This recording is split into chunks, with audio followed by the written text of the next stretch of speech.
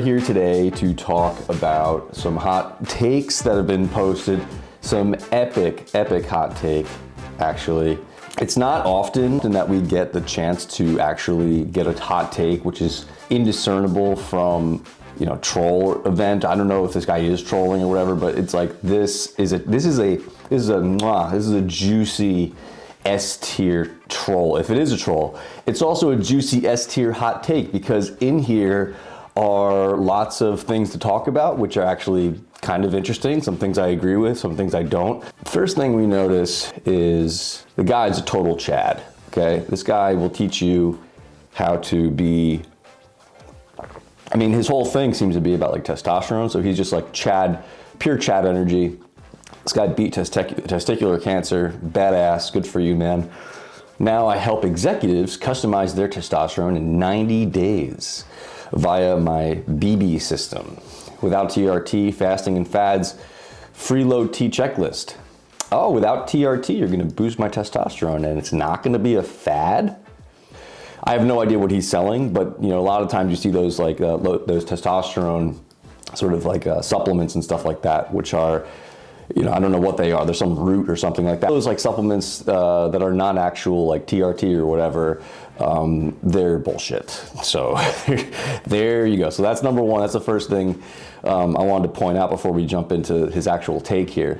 So he's been lifting for 15 years. Just so for the record, I've been lifting for 15 years as well. Okay, 15 years. That's a long time to be training. Okay, he's made hundreds of mistakes along the way. Yep, same. Here's a list of the best tips I wish I'd known when I started. Bookmark this. Okay, let's take a look. Pull is better than push.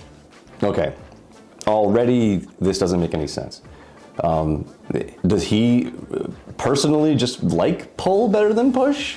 Because you need both. In fact, I'd argue you need push better from a pure aesthetic standpoint. Yes, having a big back is badass. Having a big everything is badass. Don't clip that. But having a big back is, it's great. But really, people, when they take their shirts off at the beach, chest is pretty high up there on the list. Chest and shoulders, actually shoulders is the highest on the list. Here, if you were to break down the things that people notice the most about you when you're jacked, big boulder shoulders might be number one. Broad shoulders might be number one, and that falls under push. So, this is subjective, which automatically makes me think this is like a troll post, but it's also, he's just kind of wrong. so already off to a bad start. And I'm not gonna be nitpicky. You'll see, I'll be giving this guy credit where it's due as we go along the way. But pull is not better than push. You need both. I don't understand why one has to be better.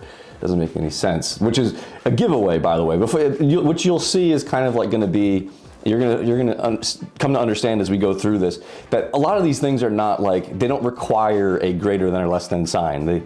They'll typically require an and sign. Also, it's highly subjective to your own build. Like, there's some people who put on serious mass on their backs without even trying. Anybody who's not white, for example, will put on muscle mass onto their backs than anybody who is white. So there you go. So, he's wrong in a lot of ways, but it's subjective. So if he likes push better than pull, pull better than push, then, enjoy. Okay. Intensity is better than volume. In what capacity? If intensity is better than volume, are you saying, is this guy gonna do one set, do the whole Menser thing? Is he gonna go straight up that way? Because I can promise you that, one set to failure and high intensity is not gonna do what you want it to do. You'll have crawling gains if you don't include a fair amount of volume. People I think are expecting me to like go crazy on this point here. I'm not going to. There's a lot to say about intensity and volume. It's super nuanced. Even between friends of mine, it's a topic that, let me just make sure, everybody can hear me. It's a topic that requires like a lot of context, because you're gonna need both. This is another one of those instances where it's like intensity and volume should be really, if you really want the right answer.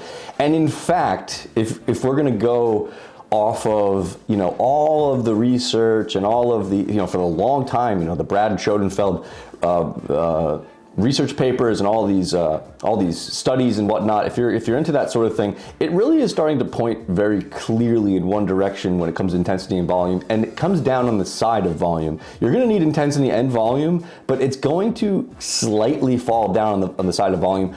I'm not going to get too deep into this because I want to really do that topic justice. Sitting here and talking about it off the cuff, I'm going to generalize a lot of things, and people are going to be like, you think volume is the primary driver of hypertrophy? It's like, shut up. I'm not ready to get into this, but like, I don't feel like getting into that topic, but I will, and it'll be great.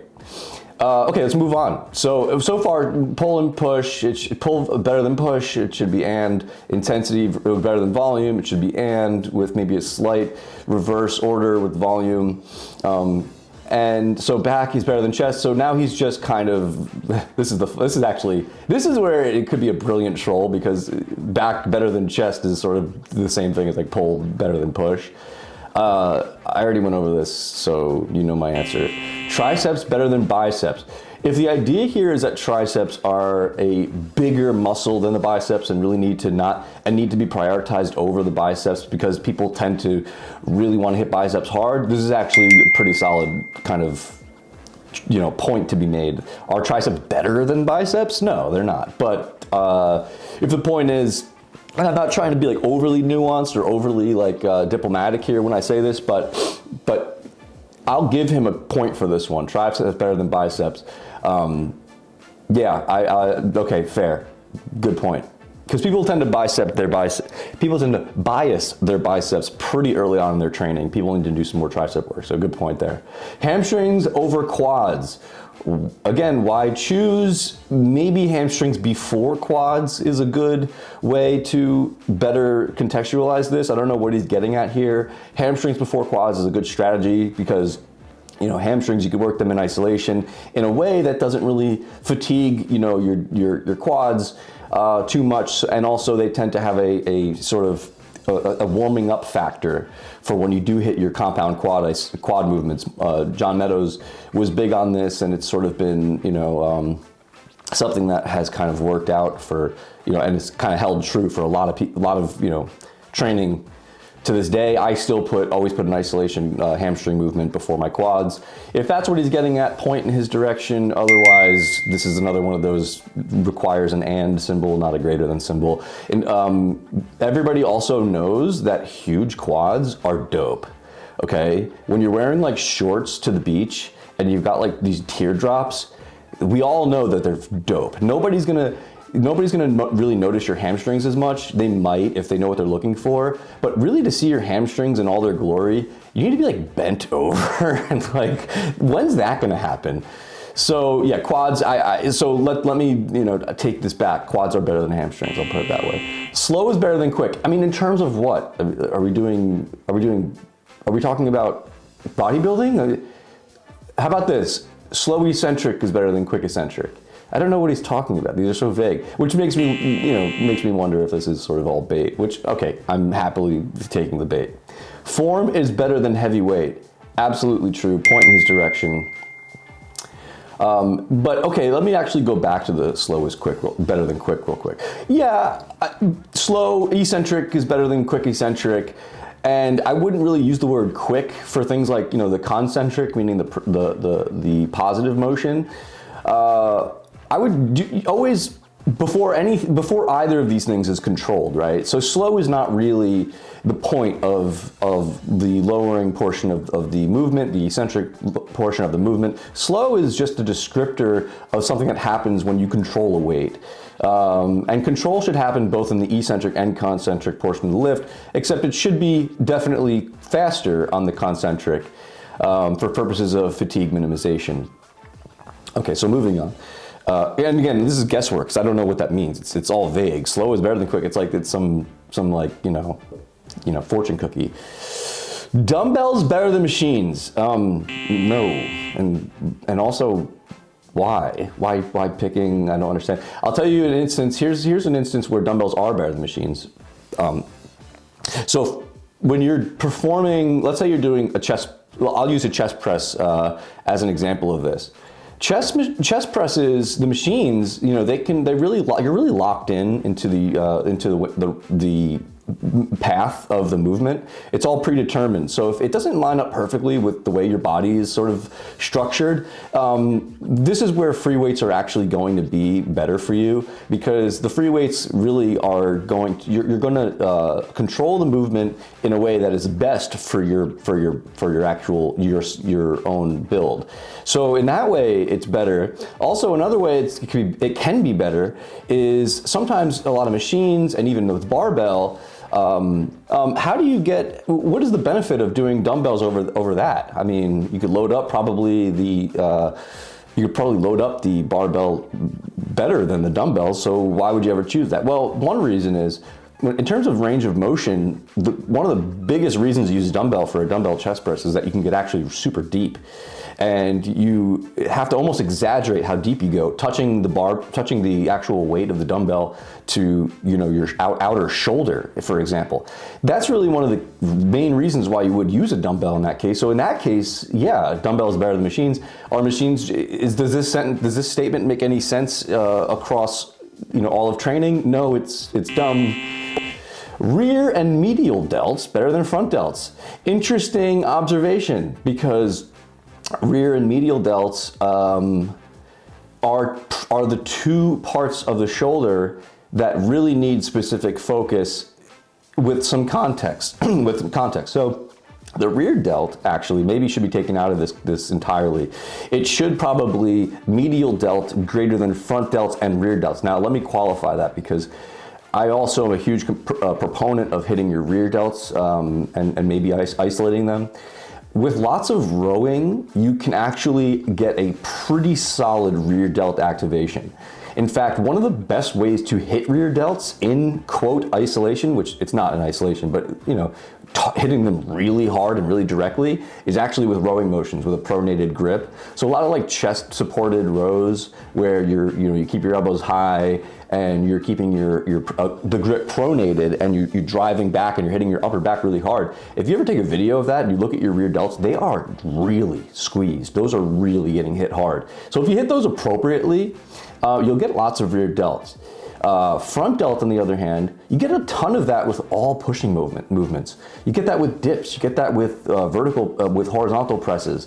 You get that with incline presses. You get that with vertical presses, although that's, you know, a shoulder movement. But most pressing movements, you'll get tons of front delt.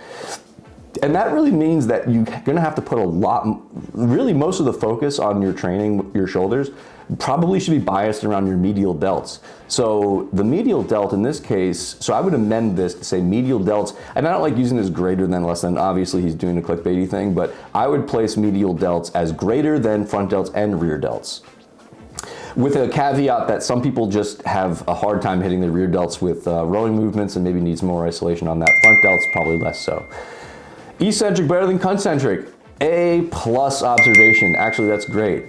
This is actually solid. It is actually greater than, very slightly, but I think with the compounding evidence, the eccentric is being shown to be maybe slightly more hypertrophic than the concentric. How much that is, I don't know. Maybe 55-45, something like that, maybe even less. They're both very hypertrophic. However, the eccentric seems to be where maybe slightly more growth is found in that stretch position. More and more evidence is coming out to support this. Can I say this conclusively? I don't know, but I would train in such a way that assumes as much with how much we know about this. And what I will say, maybe to expand on this, is that the eccentric and concentric both have their own fatigue and stimulus potential and fatigue potential. One of the benefits of the eccentric is that it's less fatiguing of a state than the concentric. And people get this backwards all the time because they say, well, when I do my eccentrics, I get super tired. It's like, yeah, you are getting more tired with probably fewer reps than you'd be able to get. So therefore, eccentrics must make you more tired. It's like, no, the eccentric, you can control the eccentric way better than you can the concentric. The concentric is an extremely fatiguing portion of the lift, and it gets you tons of stimulus. But because the eccentric is less fatiguing and maybe slightly more hypertrophic, you really want to slow those down. I wouldn't slow them down any more than like 4 seconds total for most lifts. It depends. But it just sort of, if you're trying to get the best stimulus to fatigue ratio of the entire lift, you're going to bias the eccentric for the reasons that it's less fatiguing and maybe slightly more hypertrophic. But you can't just do all eccentrics. That's not a good idea. You're going to want both. So that's kind of why that's one of the reasons why the eccentric is there's actually some people who haven't been caught up on this, and they think that the eccentric portion of the lift is all about just maintaining control of the movement. That's an older way of thinking of things. But no, there is a lot of evidence to suggest that a lot of hypertrophy happens in this. Actually, Menser got this right, which is like one of the things that like I hate to admit. So anyway, moving on. Quality is better than quantity. Yeah, you're gonna want to prioritize quality first, then add quantity. So maybe amend this by saying prioritize quality, then add quantity. That should be sort of the order of that. Carbs better than no carbs, absolutely, A+. Animal protein better than plant protein, very good, yes, no problem with that. If you don't understand this point, a lot of plant proteins lack a lot of the essential amino acids. They have incomplete protein sources, and they require a bit more care, and you need to supplement yourself a bit more to get those complete proteins. Animal proteins just have tons of vitamins and stuff. It's really good for you. So I agree with this point. Nutrition better than supplements. Absolutely. This is a great point. I know tons of people who just, they are supplement heads. They love the idea of like collecting supplements, of using supplements, and so they just kind of like go all in. They think it's the coolest thing. It's almost like collecting Dragon Balls or whatever. So I've only just got into Dragon Ball Z, so don't like bite my head off. But it's like a collecting sort of a thing for them, and sort of like adding to the system. I'm gonna take this thing and put this thing in, and blah blah blah. It's like, that's exciting. Whereas nutrition's like eating a banana and eating clean and watching your calories and stuff like that. And no, like nutrition is way more important than supplements. So good point by him. Chin-ups better than pull-ups. Dumb. Next point. Do I have to go into this? They're two different movements. They work the back, and chin-ups bias the biceps slightly more. In fact, I might reverse this, because I think the point of doing a pull-up is really to get a wide back. We're doing a vertical pull, which is in service of getting a back for width. And if you're going to be doing them anyway, there are better bicep movements than chin-ups out there. So I would probably so this is dumb. So pull-ups are better than chin-ups, I would say. Pull-ups, if you don't know, use a pronated grip. A chin-up produces a supinated grip or reverse grip, and they bias the biceps more. And that can be fun, you like it, it's your personal favorite. But a lot of people find it their personal favorite because they get to muscle up themselves a bit more, and it's kind of more satisfying for their ego. But in terms of like growing your back for width, pull-ups are probably better. Chin-ups, you get a lot of bicep activation that kind of like takes over, and there are better bicep movements than doing chin-ups. So if the idea is that you could knock two birds out with one stone, it's going to be not as beneficial as doing a pull-up for your back and then doing some sort of curl for your biceps more directly. Hex bar deadlift better than barbell deadlift. For what? Back or leg growth? If the answer is for leg growth, hex bar deadlift is better than barbell deadlift. For back growth, which is a suboptimal back growth, I'm sorry, it's just a fact, the barbell deadlift is better. But hex bar deadlift, because of the positioning of your your feet and your hands, you basically are just doing like a standing leg press, where it's like you're pressing the earth away from you, and it kind of acts more like a squat than it does sort of like a hip hinge. And so if the idea is to do the hex bar deadlift for legs, then yeah, it's better than that. But for back, no, the barbell deadlift will be better for back. So I don't, and also I wouldn't do a hex bar deadlift for legs because I think there are far better leg movements because, you know, I mean, I would prefer a back squat to a hex bar deadlift because you get to remove the whole grip aspect of the hex bar deadlift. With the hex bar deadlift, you have to grip the thing, and it's just kind of like, you have to kind of keep like perfect form. Like a barbell back squat, like it's kind of hard to come out of good form. It's kind of hard to come out of good form. All you have to do to correct for your form with a back squat is just kind of like puff your chest back up. With a hex bar deadlift, it's easy to see yourself like sacrificing form and like rounding yourself forward. So it's just, it requires a bit more like actual like, you know, thinking about the movement as you're doing it. So this is just overall, I just think this is a ridiculous comparison. I don't know why there's a greater than sign. It's just dumb. Also, again, it makes me question the 15 years this guy put into training. Straight bar is greater than easy bar. For what? My guess is he got this from Mike Mentzer. This is where I think this comes from. Mike Mentzer he didn't like the easy bar because it biases the brachioradialis and not the actual bicep brachii or whatever. Like, if that's what he means, there's maybe a point to be made, but it's not really a great one. Lower body better than upper body. Here's what I'll give him a point here with the lower body better than upper body. Most people just, instinctively want to train their upper body because it makes them look jacked and they like to feel jacked in the gym and look good.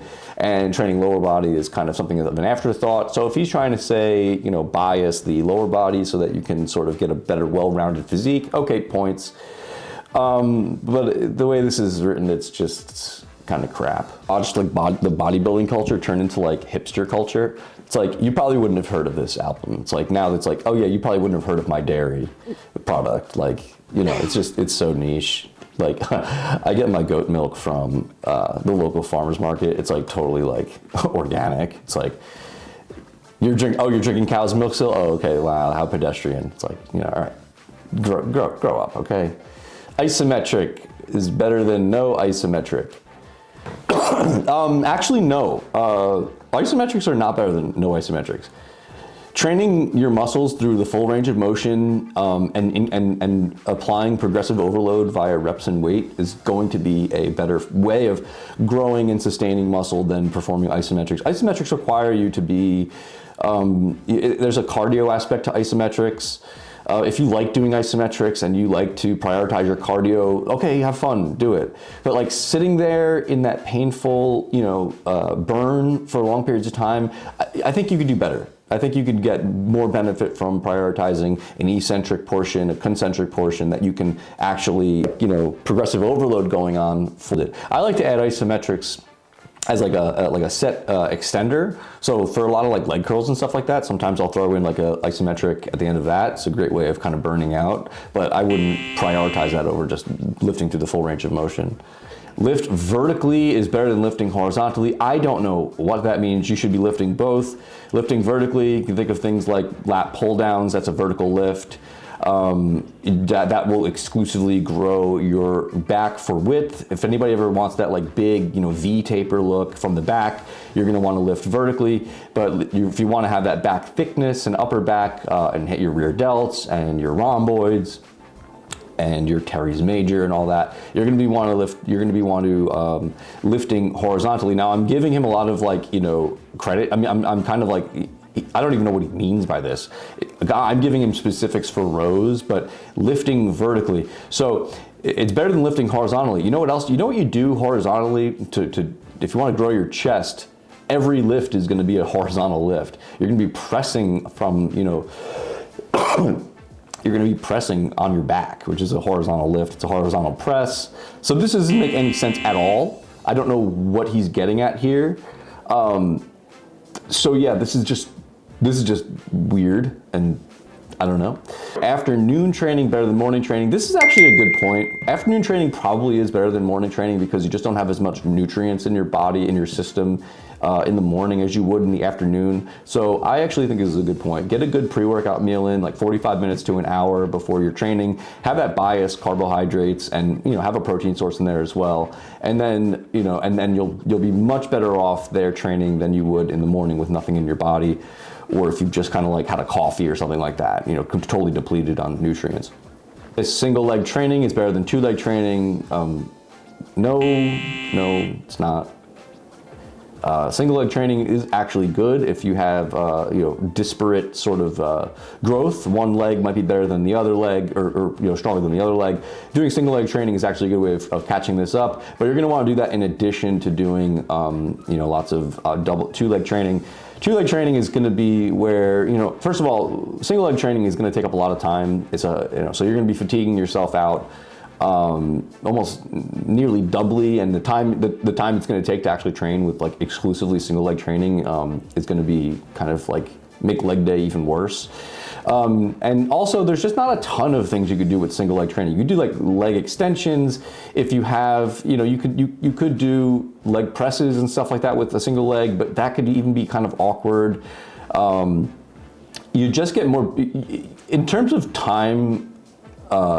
In terms of like time spent in the gym and bang for your buck, the difference between single leg training and double leg training is going to be like nearly negligible when all is said and done. So while this might be some sort of like niche, like in a vacuum, it's better. It's not actually a useful. It's not a useful recommendation. It's one of those like in a vacuum type of things. And I also just don't believe it generally, but I haven't really fleshed out exactly why. My instincts tell me no. But until then, that's my instinct. Front or Zerker squat better than back squat? Front or Zerker squat? So let me start with front, and then I think you'll understand why Zerker is even dumber. But I'll start with front squat. Why is the front squat not as good? The back squat's better, by the way. The answer is back squat is better than the front squat. The front squat has an aspect to it where, you're loading this thing up on your shoulders. All right, that's number one. You're not loading it up on your back, your upper back. You're loading it up on your shoulders. And the idea is that you're going to train your quads better, and because you're going to be more upright. I would challenge that and say that doing a high bar back squat, meaning the bar is rested high on your back, not lower on your back, gets you a better overall training experience for your quads. The point of doing these back squats or front squats is to train your quads. Now, number one, you're resting the bar on your shoulders. So if excuse me, right off the bat, you now have this aspect of like this could actually be slightly less of a comfortable position to load up a ton of weight. So if you're trying to do sets of 10 to 12, and you could load up like 4 plates on that. Let's say you're super advanced. Now try loading up 4 plates on the front squat. It's like, well, you can't go as heavy, but you get like a good stimulus. It's like you get a good stimulus with less, and it's like you can't load up as heavy because it's just a more awkward position to put yourself in. You're not as you can't. So what happens, and I think someone talked about this recently. I think Mike Israel actually just put a video out on this. I'm not sure if he did it recently or if that was like a member video, I don't know. But if you want to get a more detailed explanation, go to that, check that out. But the idea basically is that the front squat, when you're coming up from the bottom of a really tough front squat, what happens is there's a bit of like a natural sort of like balancing act that happens where like you round a bit forward, and you're gonna have to like correct for that, and it's just this awkward sort of way of sort of correcting for the bar actually slipping forward down your arm from your shoulders, and then it's corrected for. But your chest is being like compressed downwards, and there's your rib cage is sort of being compressed as well, and catching your breath is kind of even harder. It's just not as good of a movement. You can't load it up typically as much. Zerker squats, come on, really. The number one thing that people have said to me about Zerker squats being like better for you than back squats is that it's better for your lower back. Now hold on one second, let me sip my coffee. It's better for your lower back. Have you ever seen somebody perform a Zerker squat? Have you ever seen someone perform it? It almost always involves somebody rounding their entire spine more than it ever occurs with even a front or a back squat. It is the most rounded someone's back ever gets. So I don't know what they're talking about, how it's better for your lower back. It's definitely the opposite. The other thing is you're resting the bar in the crevice of your arms where you have really sensitive stuff going on. You have arteries, you have veins, you have, tendons and all kinds of crazy shit. And it's a very sensitive part. Like feel the inside, feel like the elbow, the other side of the elbow of your arm. It's a very sensitive part. In fact, I mean, if you were to like press down on that, you cut off like circulation to your arm, you go numb. So loading that up is gonna have limitations that your back will not have. And it really, I suspect the Zerker is really all about, look how cool I am. Look how different I am. I drink goat milk and I do Zerker squats and I'm a weirdo, and like I go hiking and I make weird, vlogging videos and I post esoteric fitness advice on Twitter. It's like, it's all part of the same ethos, which is like, I'm slightly weird and look how quirky I am. That's my brand.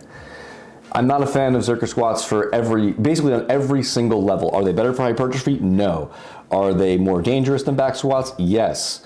Are they, do you risk injury more? Yes, absolutely. Do you get to look cooler doing it? I don't even think you look cooler doing it. Everybody who does it looks like a. You ever see in Harry Potter? I think it's the fourth one, the Goblet of Fire, the end of the Goblet of Fire. I think they find Voldemort inside of some like coffin or something, and Voldemort's all like curled and looks pathetic, and like you can see his spine, protruding through his back. Every time someone performs a Zerker squat, I get like Voldemort, like, embryo Voldemort vibes. Like you don't even look cool doing it. It's just dumb. It's dumb in every way. When that fad goes away, people will be better off across the board for hypertrophy, for their own health, for their safety. They will look less dumb. So yeah, Zerker, I mean, this is giving the game away here. Incline dumbbell press is better than all barbell presses. I would like to see his form on these incline dumbbell presses before I could tell him whether or not he should be switching to barbell chest presses. Because if we're talking in terms of hypertrophy, a lot of barbell presses will be better. If however, I see a video of him with perfect form, going super deep, and executing it perfectly. Could it be better than all barbell chest presses in his case? Maybe. That's the best, that's the most diplomatic I'll be. So, and he goes on, finally, that was the last point, and finally he goes on to say, what did I miss? A whole lot, buddy, a whole lot. This was the, so this is a review of SEMO, your SEMO. I've lifted weights for 15 years, and so that's that.